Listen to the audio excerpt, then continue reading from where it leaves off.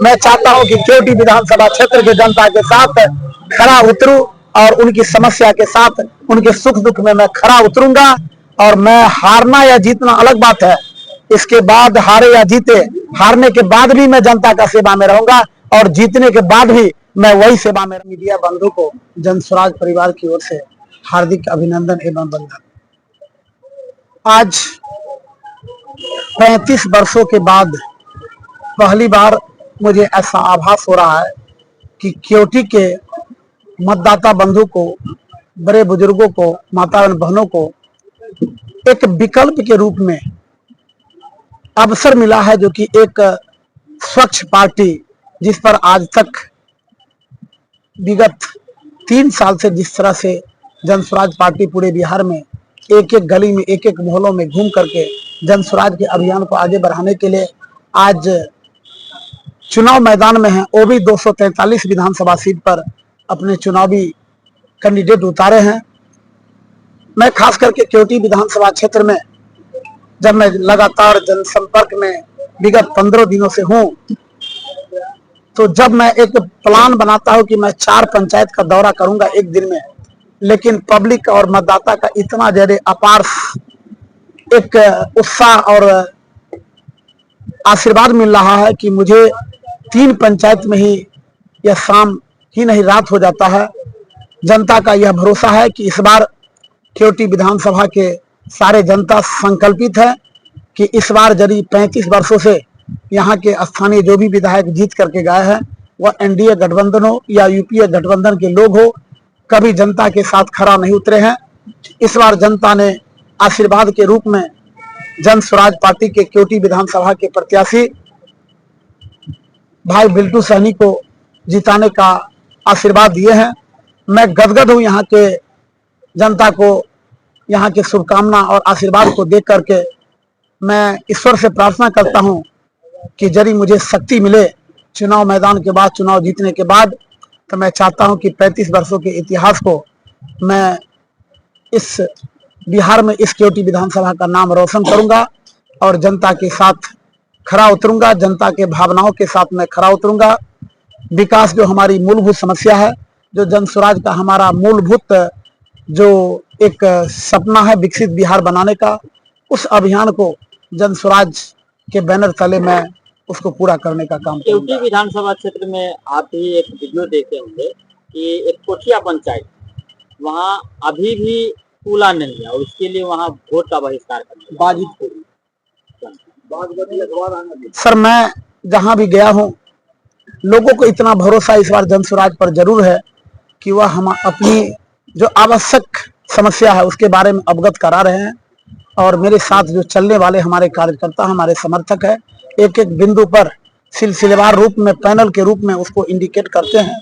और मैं लोगों को आश्वासन दिलवाता हूं कि जिस तरह से आप विश्वास कर रहे हैं जन स्वराज पार्टी पर, हम प्राथमिकता के आधार पर उस काम को सबसे पहले पूरा करेंगे।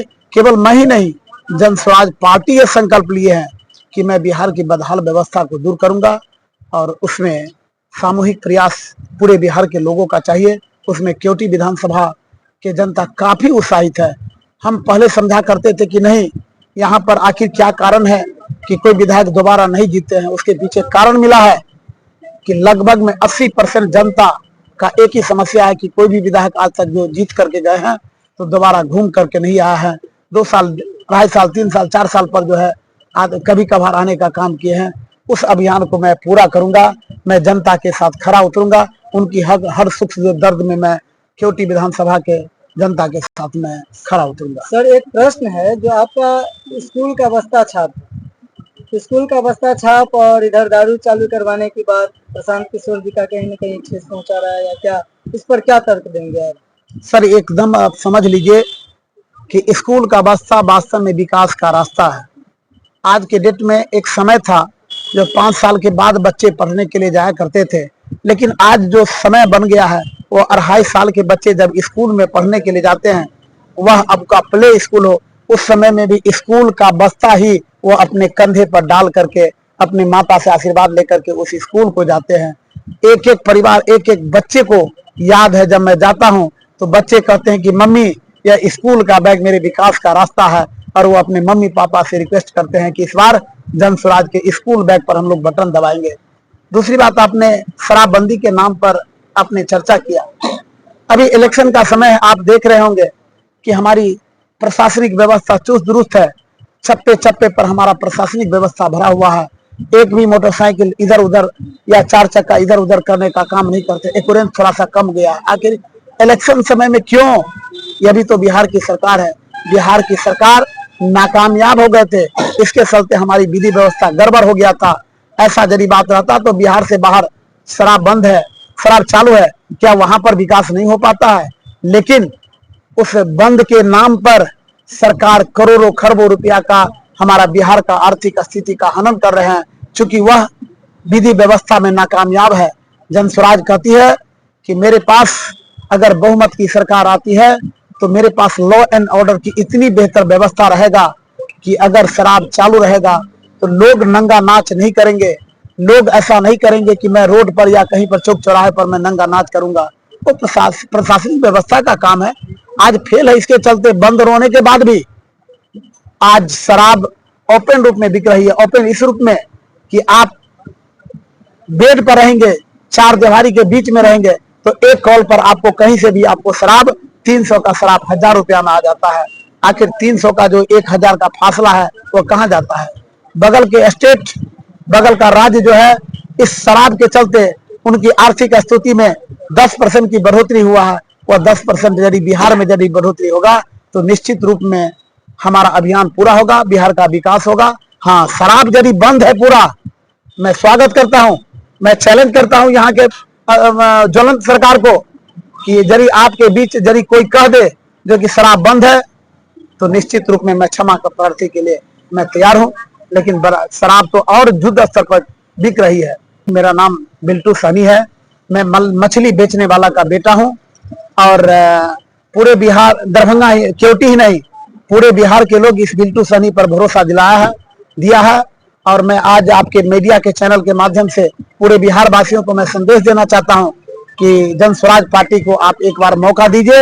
एक मछली बेचने वाला का बेटा, मलाह का जो एक जैनुल पैतृक अधिकार है, उस अधिकार के साथ मैं कोई समझौता नहीं करूंगा। आप देखे होंगे कि मेरा वीडियो कुछ 2-4-5 दिन पहले वायरल हुआ था।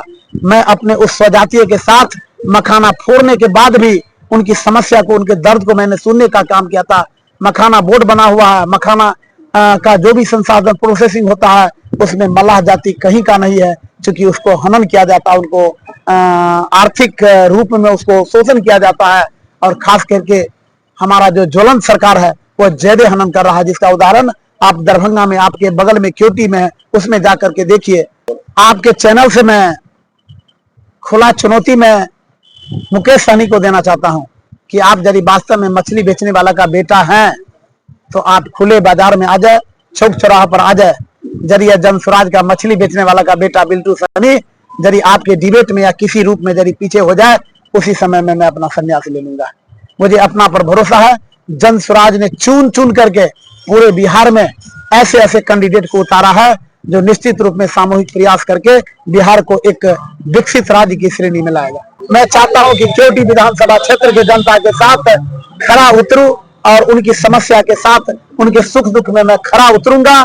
और मैं हारना या जीतना अलग बात है, इसके बाद हारे या जीते, हारने के बाद भी मैं जनता का सेवा में रहूंगा और जीतने के बाद भी मैं वही सेवा में रहूंगा, क्योंकि हमारा जन स्वराज का एक मोटो है कि जनता का सेवा करना ही जन स्वराज का परम धर्म है।